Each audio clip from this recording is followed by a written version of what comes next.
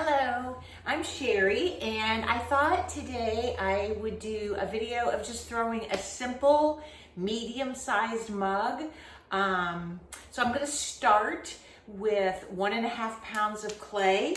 If you are still at the super beginner stage and the bottoms are heavy, which is completely typical of beginners, then you might want to go with 1.75 pounds. I'm at the medium stage, so my bottoms are not as heavy, but they still aren't super thin. So let's first get this clay centered. This happens to be Kentucky Mud Works Speckled Turtle. It's one of my favorite clays because I find it fairly easy to work with. It's got a slight grog to it. You can feel it with your hands.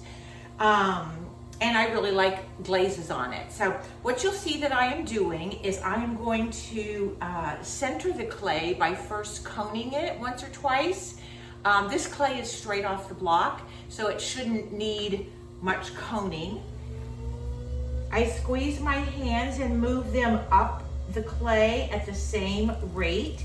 And then I put my dominant hand down on the wheel and press down with my left hand at an angle. And what I ended up with this, you can see I've got a little knob on the top. I'm gonna fix that right now. It's not completely centered at all. So the way that I center, and it may be different than the way you have seen other people do it, this works really well for me. My non-dominant hand, so in this case my left hand, is on the bat and on the clay. My dominant hand is going to press down along this edge on the top to get rid of that knob, and I'm going to join it to this hand. Again, always 2 hands, 1 tool. So it looks like this. I pressed with equal pressure in both directions, and it's centered. Now, I like to make a very simple mug. My mugs are very straight-sided. The tops are always 3 inches wide. That works best from the middle of your nose to your forehead, or your mouth to the middle of your nose, excuse me. And so I don't start with a real flat disc. You'll notice this is a little bit volcano shaped. So I'm going to go ahead and open it as this shape instead of flattening it more, because I know it's centered. I'm gonna check that one more time. Yes, it's centered. I open by using my pointer finger of my dominant hand, and I put my middle finger on top to give it some extra strength. This felt very awkward at first, but I find that it is the most steady way for me to open. A lot of people open a lot of different ways. So I'm going to open the clay. I'm going to check my depth at the bottom. I kind of know just by sticking my needle tool in about how far it should be, and then how much I will be trimming that bottom. I don't do fancy foot, so I don't need a real thick bottom. Now here's something that really helped me when I was learning to throw a cylinder, and that is the reason that I use my index finger and press on it with my middle finger is if I'm doing a bowl, then I can just pull that straight to get the angle. But if I'm doing a mug, I'm going to bend it to make my right angle. And it's still the same hand shape, it's just how I am moving it differently. So I'm going to open this by pressing that middle finger on my index finger and bending my index finger to make that right angle. Because I like my mugs fairly tall and narrow, I didn't do a very wide opening, but I am going to go ahead and sort of compress and smooth the bottom. I'm not really compressing as much as I'm smoothing any bumps that might be there. Okay, I am ready to begin my pull, and I want to say a couple things before I do this. When I start out, my first pull isn't going to do a whole lot. It's going to begin this volcano shape. It's my second pull where I get all the height. And one of the things that I've learned that was really helpful as a beginner is to understand that to get the volcano shape, I am not going to use equal pressure with my inside hand and my outside hand. And that may go against what some of you have been taught. What I'm going to do is apply the most pressure with my outside hand. My inside hand is going to guide. And I always keep my hands touching when I'm doing, especially doing a pull. I use my knuckle to pull this part, this flat part, the knuckle between the two knuckles, and I'm going to use my thumb and the index of my non-dominant hand as my touch points on my dominant hand. That sounds so complicated, but it really isn't. So let's see, got it nice and wet. I've got my knuckle side of my dominant hand down, that finger, index finger and thumb on my hand. I'm going to press at the bottom. The pressure is most definitely on my outside hand. My inside hand is really just guiding with a much slighter pressure than the inside hand. And I can see I am making a little ring at the top. That's not a problem. I'm going to take that off by compressing the top, clean out inside a little bit. This is not as volcano shaped as I often like, so let's see. It may end up that my top is too wide and we'll have to start again. So let's try this. On my second pull, I should get more height. Same configuration with my hands, more pressure on the outside than the inside, nice and steady, moving, no faster than the wheel itself, coming up, getting more height, all the way to the top, but not a squeeze at the top, because a squeeze will cause that top to become too thin. And you can see what I have is more of a volcano shape. I'm going to do one more pull. This clay was a little stiffer, so it's going to require maybe a few more pulls. Same way, my fingers are very long, so my index finger still fits. If it doesn't, tuck it in and just touch your dominant hand with your left thumb, your non-dominant thumb. Here we go. Pressing, more outside than inside, nice and steady, pulling straight up, but using the inside hand as a guide only.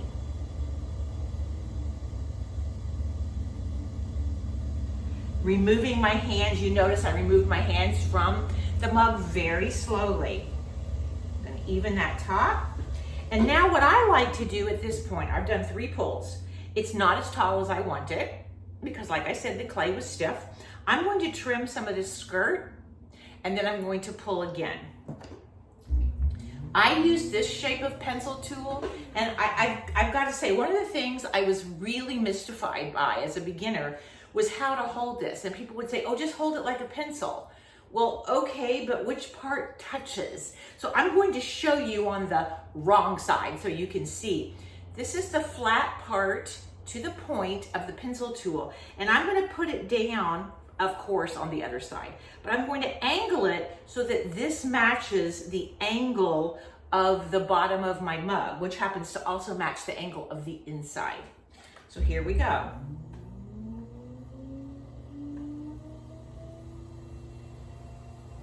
I got that angle right on there until the tip touched the bat. I go ahead and use the pencil tool. Some people use their needle tool now, but I just make a little cut and then I grab that clay. Sometimes some of it sticks. I can get it off by, again, I'm going to show you on the wrong side, by putting the pencil tool down at the bottom like this and just spinning the wheel to grab the clay. I like to have that nice and neat at the bottom. So I might do that a couple times, just little pieces come off. All right, I'm ready to pull again. Now my index finger is not long enough, so I'm going to put it inside and use my thumb And yes, I am distorting the rim. That's okay. I'm gonna come back up and fix that. Well, it's actually gonna fix itself as I do my pull. All the way up, all the way up, all the way up. Inside hand is still mostly a guide. Now I have this tall cylinder. I see some pieces of clay along here. Slip, what I usually do is just spin the wheel and use my finger and just kind of take that off. I'm not ready to shape it yet. At this point, there's quite a bit of water in the bottom. I use a good old drumstick that I got from my son-in-law with a sponge on the end. I wet it, squeeze the water out, stick it down in there, and this is something else that I didn't understand as a beginner. My wheel is spinning counterclockwise because I'm right-handed. When I put this down in the mug, I turn it clockwise against the spin. That way I don't dig into the bottom, but instead just smooth it. Nobody ever told me that. I had to figure that out. All right, so here we go. Let's do one more pull, and then we'll use a wooden rib to straighten that side. Make sure that the outside is wet. And here we go. Thumb only, pushing at the bottom, creating a ridge of clay and pulling that ridge up at an even speed. And now my hands are close to even pressure.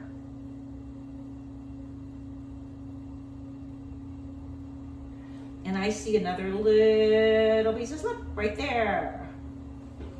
All right, I've got some lines. Now, I like finger lines, but if you don't, I'm gonna show you how to smooth it. I wanna measure with a ruler that I forgot to get. Across the top, remember I said you want a comfortable mug goes from the mouth to the middle of your nose. So for me, and I think for a lot of people, that's about 3 inches. This is 2 7/8, so I have a little bit of play with that when I use my rib.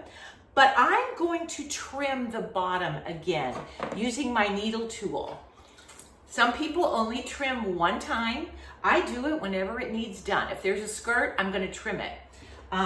So I'm going to trim again, not as much as I took off last time. Split it, spin the wheel, gather the clay, just a little bit of clay. Clean that up a little bit by, remember, putting this down at an angle that matches the mug and spinning the wheel. Take off a little bit that's still on the bottom. Anything I can do while throwing to help with trimming, I'm gonna do. So this helps me. All right, let's clean that water out again.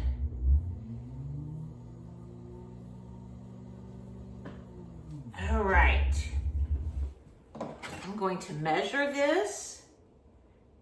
This is 5.5 inches, so I'm good. I want it between 5 and 6. I'm now going to use my wooden rib, and this was another thing. I watched people do this as a beginner, and there were some details that I missed that really caused me a problem. First off, I get my rib very wet before I use it. I'm going to show you again on the wrong side. I'm going to set my rib down like this, and I'm going to have my inside hand come up the wall of the mug. I am not going to move this until my hand catches up with its top. And here is something that I didn't understand that I have learned. This bottom of the flat side, the right angle on the rib tool, once I start moving that up, I don't want this touching, or I'm just going to be putting more lines on instead of getting rid of lines. So here we go. Put it at the bottom, and my inside hand now is providing the pressure up along the rib as the rib slowly moves up. I did not start moving that rib until my hand on the inside was near the top of it. And once I started, I no longer touched it. So instead of it being straight on the mug like this, it was a little bit off, just a little tiny bit, so this doesn't drag, creating a line. I know that seems like a little detail, but it's those little details that made the difference. I couldn't figure things out without understanding those kinds of details. So let's check it out and let's take some measurements. I've got 3 inches right on the nose. I have 5 1/4, so I'm going to call this mug done. I want to take the water out with my drum tool. I'm calling this my drum tool.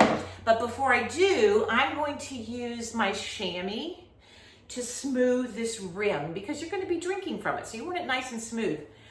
In case you're wondering why it has a bobber on it, the first time I ever threw a mug, went to a class and threw a mug, I kept having trouble. I couldn't pull and the clay didn't feel right. Well, it's because there was a chamois in it. So the chamois is very close to the color of the clay. So I put a little bobber on it, and then in my bucket of water, it just floats and I can always get my hands on it. So anyway, just a little tip. So I'm going to spin my wheel slowly. I'm going to make a little loop with my chamois tool, a little hump, and barely touch that rim just to keep it smooth. Again, I don't want to add lines. And if I squeeze the chamois tool, I'm going to be adding a line at the rim of the mug, and I don't want to do that. Now I am ready to clean up the wheel a little bit. Get the remaining water out. Turning my sponge clockwise while my wheel spins counterclockwise makes such a nice smooth bottom. And if you've watched any of my other videos, you know that I typically don't wire off because this mug will definitely pop off this bat. However, mugs are a little tricky on these pop-off bats because typically the tops will dry too much before the bottom pops off, and it makes attaching a handle very difficult. So I am going to wire it nice and tight, but I'm going to leave it on the bat. Now when I put it in my damp box, which I'll show you in a minute if I can get my camera pointed that direction, it will dry to a point where I can attach a handle to leather hard, but it will be much easier to remove than waiting for it to pop off. So here we go. And I'll move it close so that you can see it's nice and smooth. It's very straight. It's very tall. Yes, I know lots of people put lots of shapes and they make small squatty mugs and all kinds of fancy things. I just don't do that.